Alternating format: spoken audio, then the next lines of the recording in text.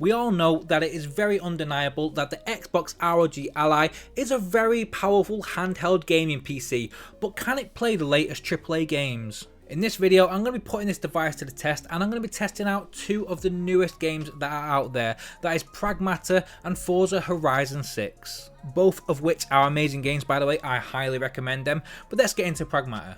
Pragmata surprised me all around. When I booted up the game, it defaulted to 720p, but it was just too low resolution for me to play and enjoy the game like this, so I cranked it straight up to 1080p and it looked pretty crisp. I had the texture quality set to medium with no extra shiny bells and whistles, dynamic lighting, ray tracing, lens flare, depth of field, all that fancy stuff was turned off, as well as frame gen. I don't particularly have anything against frame gen, but every opportunity I get, I will definitely use the raw power. We will have a look using FSR later on, but first I want to check out the raw performance and visuals. Playing at 1080p handheld mode at the recommended battery saving power TDP of 17 watts, performance mode, and well, it did pretty much what it says on the tin. It performed. The game ran smooth with little compromise to quality in the visuals. In low combat areas, Pragmata was hovering around 42 to 45 FPS mark, while at the lowest in a fast-paced environment with lots of enemies attacking at once, I noticed it being around 34 frames per second. I can definitely play the game like this, but what makes the Xbox ROG Ally even better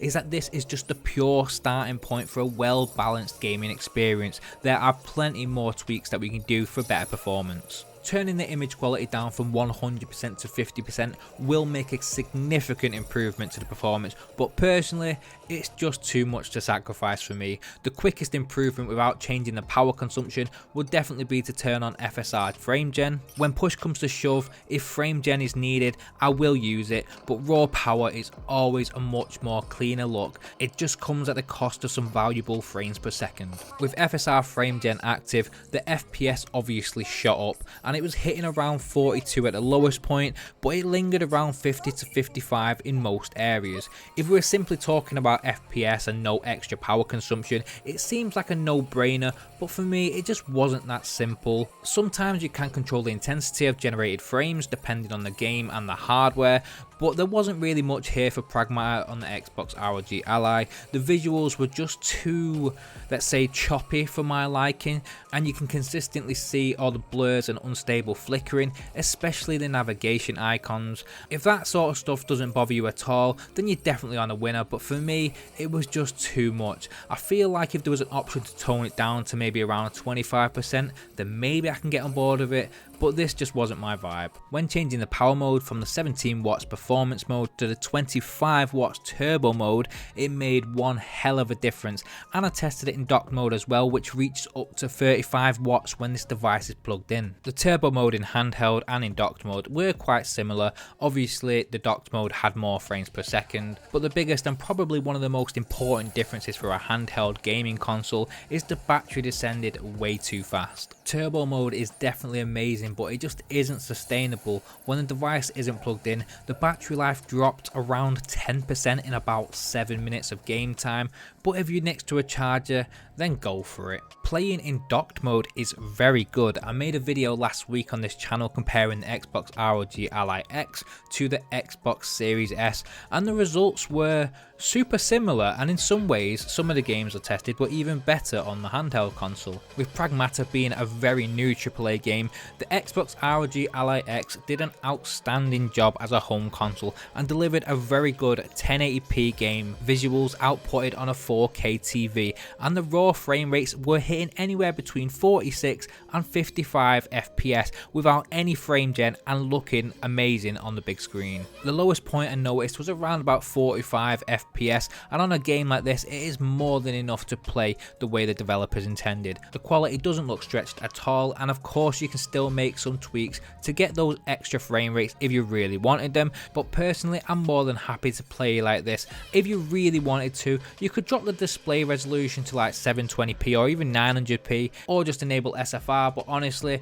a minimum of 45 frames a second is really good. It looks crisp. I personally wouldn't compromise anymore. It looks great. Cat! You okay? Not hurt, are you? Nice pass, kiddo. Next up, I wanted to test another 2026 game, and this is Forza Horizon 6. In Forza Horizon 6, the default options of the Xbox ROG Ally X were all set to high, and they were capped at 30 frames per second.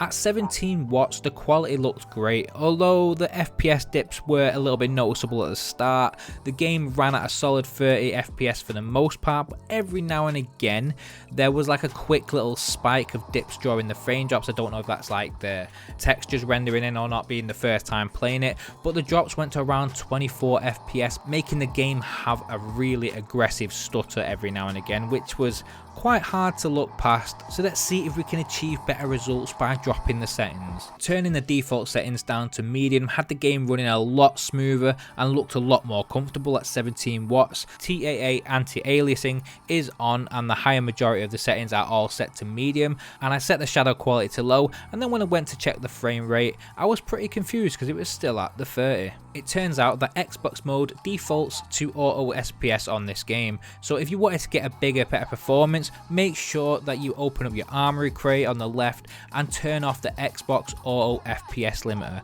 The FPS limiter shot up and stayed anywhere between 38 to 40 FPS on average, only the occasional drop going down to about 34 FPS for a short seconds. I could easily play the game like this, and if I was playing this game on the go, this is definitely the way I'll be playing it. I'll be dropping my screen rate hurt to 40 FPS so it gets a nice stable 40 FPS with only a few little dips. I find these to be very well balanced handheld settings for this game, and looking at the visuals on a 1080p screen, I'm more than happy with the outcome. But let's test this game to the fullest. Let's try to ramp it up more. In the wise words of Arnold Schwarzenegger, it is turbo time. 25 watts turbo mode in handheld with the exact same settings as before. In turbo, the FPS shot way up to above 50. The frame rate fluctuated a little bit, with the lowest I was seeing around about 49 and the highest being around 55, but it was a solid 50 at 25 watts, and it's definitely an improvement from the 40 at 17 watts. If you want to play the game like this, it all comes down to the battery life and for whatever your circumstances are. Let's say you're on a short 1 hour flight and you just want to get a good game of Forza into the fullest, then go for it, because you know your battery might die after about 50 minutes of gaming, but you'll be getting off soon anyway. But if you're on a 2 hour flight, maybe stick it to 17 watts and then get the full 2 hours at slightly less performance. Let's test this out in dock mode at the full 35 watt using the Xbox Ally's full power potential.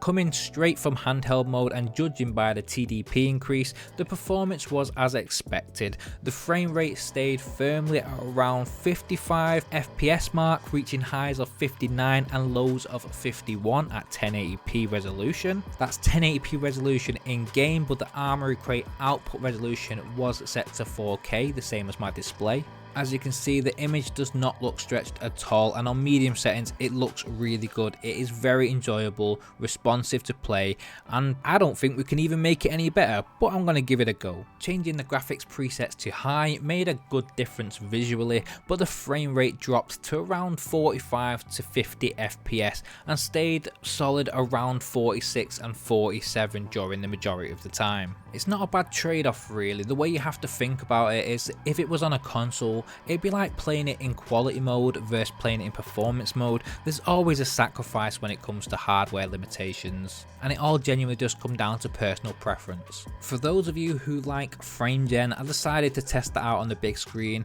All the settings were set to high and FSR was set to balanced. The frame rates stayed at a pretty consistent 52 to 57, but that was just too much mess for me. There is a slider to turn up and down the intensity, but the generated frames were very noticeable where I had it in the middle on the big screen. Especially with FSR overriding the anti-alias settings, you can pretty much see it for yourself. Maybe it's not that bad for you, but it's definitely a no-go for me. On the previous video I was talking about earlier that I did on the channel about comparing the ROG Ally to the Xbox Series S, I will leave that in the description by the way if you want to check it out. While I'm here at my TV, I may as well compare Forza Horizon 6 because, well, it's on Game Pass. The ROG is on the left and the Series S is on the right. It just gives you something to compare on what the handheld PC has to offer if you're treating it like a home console. The clips I'm using are from the ROG Ally being on medium settings, and on the Xbox console it's set to quality mode. The main difference I'm noticing while playing is how intense the motion blur is on the Xbox console. It might not be portrayed as prominent on the clips on the screen, but when you're playing it you definitely notice a difference, especially when you're going at high speeds. Personally, I'd be fine playing both of these, but if I had a preference, I'm definitely pushing towards the ROG. Well, to answer the question at the start of this video, can this play AAA games well? Yes it can. Both of these games clearly played amazing when they were plugged in, and at 17 watts in handheld mode, this still performed really good. I would very comfortably play games like this. So if you're still looking to buy an ROG Ally, then hopefully this gives you some sort of clarity on what realistic expectations you get from the performance on modern games. And I want you to let me know in the comments below, do you have an Xbox ROG Ally? If you do, what model do you have? Do you have an X or an S? Or are you looking to purchase one? Or are you just curious about them? Well, that pretty much concludes this video. If you like this video, please like, subscribe and comment, because it all genuinely does help me out on the algorithms. It's Mark from Modern Tech. Thanks for watching.